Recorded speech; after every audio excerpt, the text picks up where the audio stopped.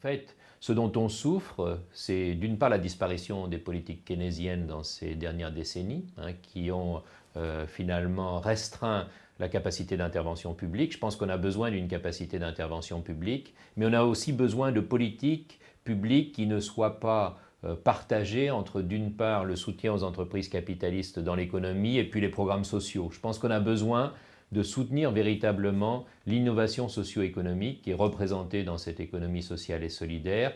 Et on s'est trop centré sur la seule innovation technologique. Je pense que l'innovation socio-économique aujourd'hui, dans une économie qu'on appelle souvent une économie de la connaissance, une économie du relationnel, une économie immatérielle, l'intelligence collective, c'est d'abord des gens qui travaillent ensemble. Et je pense que toute cette contribution au bien commun, il faut aujourd'hui la reconnaître vraiment dans les politiques publiques, ce qui n'est pas encore le cas, sauf au niveau local et régional, où là, il y a eu des politiques qui se sont développées dans les dernières années. Mais si on prend l'exemple de la Lorraine, on a dépensé des milliards d'argent public pour des entreprises qui, 20 ans après, ont quitté ce territoire. Donc il vaut mieux, me semble-t-il, du point de vue de la bonne utilisation de l'argent public, investir dans des activités non délocalisables, dans des activités qui sont utiles pour un mieux vivre, plutôt que de vouloir attirer des entreprises qui risquent de disparaître aussi vite qu'elles sont venues sur un territoire considéré.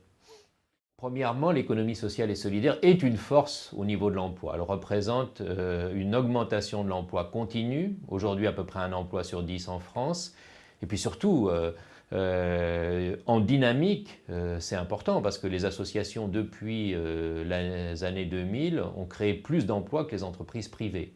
Donc il y a un déplacement de l'emploi vers l'économie sociale et solidaire, ça c'est une première chose, mais je pense que l'économie sociale et solidaire ne peut jamais se justifier entièrement au regard du nombre d'emplois créés. Ce qui est vraiment important, c'est que c'est un mode de développement qui est soucieux de l'environnement, qui est soucieux de la cohésion sociale, comme on l'indiquait à l'instant, qui est soucieux aussi de produire des formes de démocratie participative pour faire que les gens soient concernés par les activités économiques. Ce n'est pas quelque chose qui doit leur passer au-dessus, c'est quelque chose dans lequel chacune peut être impliquée.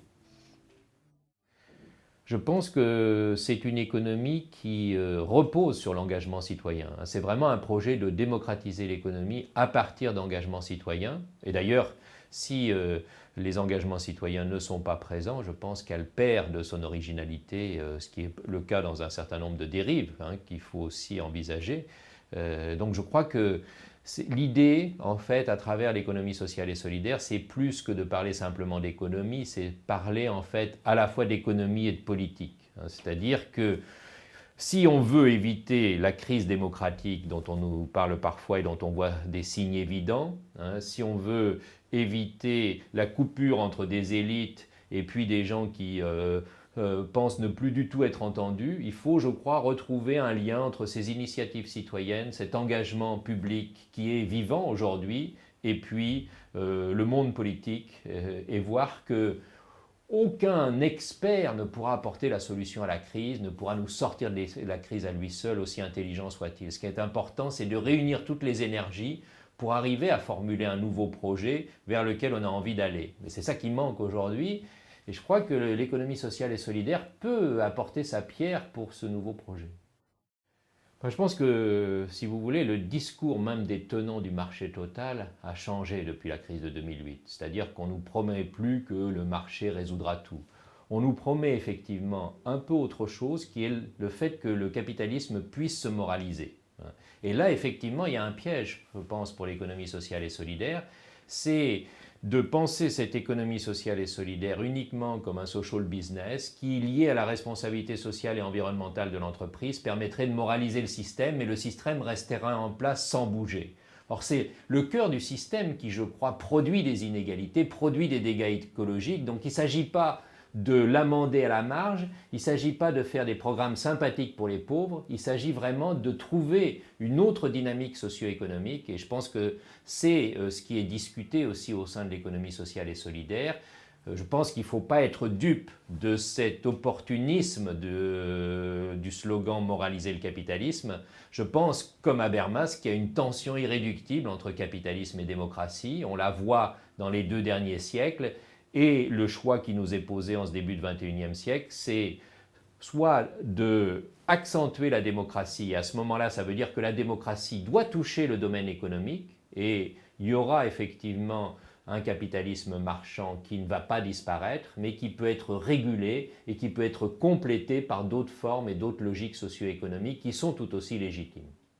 Alors, je pense qu'aujourd'hui, avec les changements climatiques qui se traduisent aussi en inégalités, avec l'explosion des surrichesses, de la pauvreté et de la précarité en même temps, je pense que l'on a rompu avec les équilibres raisonnables que l'on avait pu constituer après-guerre grâce aux compromis issus de la résistance. Donc je crois qu'il faut retrouver un compromis raisonnable entre économie sociale et écologie qu'il faut désormais intégrer.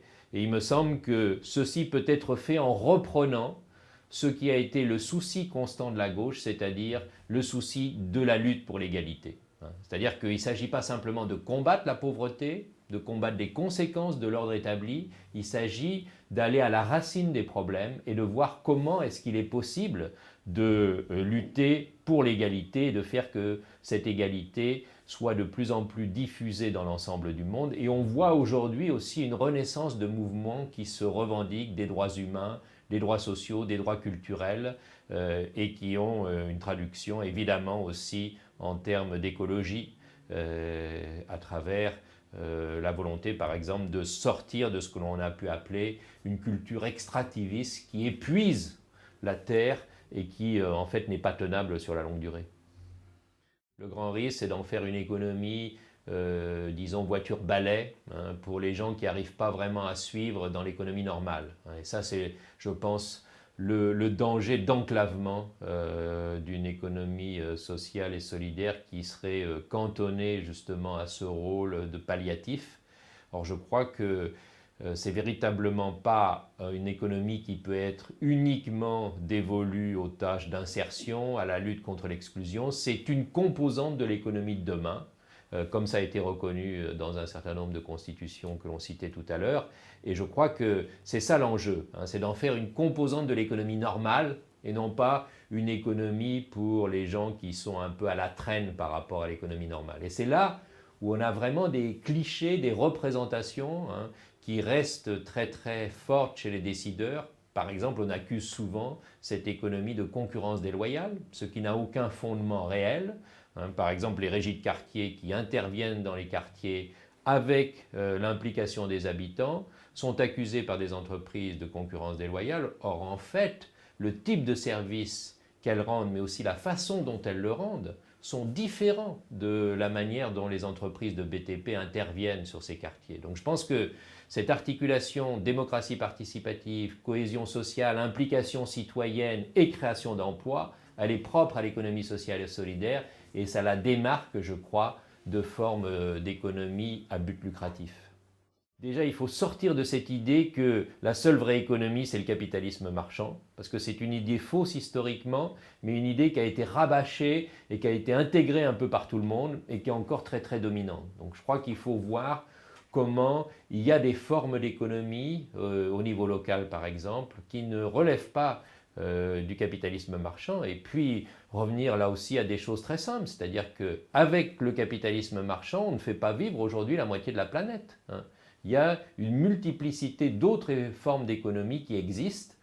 Par exemple, en Afrique, il y a 70 à 80% des gens qui vivent dans un secteur informel. Et l'idée qu'il y a dans l'économie sociale et solidaire, c'est que toute cette économie populaire qui en fait émane de la nécessité de survie, il faut maintenant qu'elle s'articule avec les pouvoirs publics pour se développer de façon plus satisfaisante, fournir des conditions de travail, des conditions de vie décentes, des rémunérations qui soient décentes également. Et ça, c'est un problème qui se vit dans plusieurs continents et qui n'est pas réservé à l'Europe.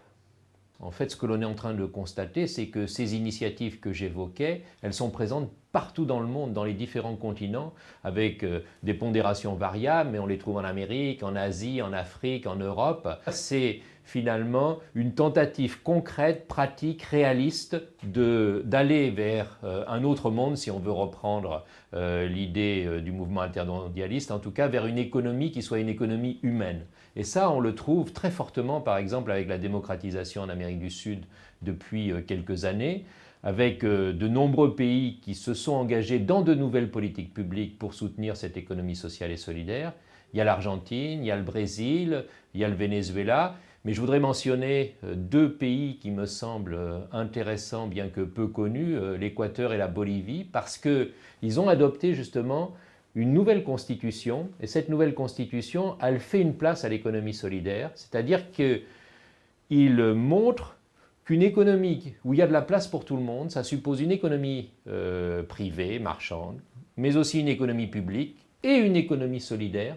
Et dans le mouvement de réhabilitation de l'économie solidaire, c'est en fait tout ce qui est de l'ordre de l'économie populaire et qui avait été invalidé précédemment parce qu'on considérait que les cultures indigènes c'était archaïque et qu'il fallait aller vers la modernité. Or en fait, ils veulent penser à un autre mode de développement et cet autre mode de développement, il est fondé sur ce qu'ils appellent une économie plurielle, économie privée, économie publique et économie solidaire, et de voir comment tout ça peut s'agencer pour un objectif qui n'est plus la croissance maximale à tout prix, mais qui est ce qu'ils appellent le buen vivir, c'est-à-dire le vivre bien, le bien vivre. En fait, l'économie est remise à sa place. L'économie, c'est qu'un moyen qui est au service de finalités humaines, sociales, écologiques, et qui n'est pas une fin en soi. Et je crois que ce changement un peu symbolique qui est en train de s'opérer dans ces pays n'est pas un changement exotique qui concernerait que ces petits pays d'Amérique du Sud. C'est, je pense, une des questions fondamentales qui est posée à toutes les économies d'aujourd'hui.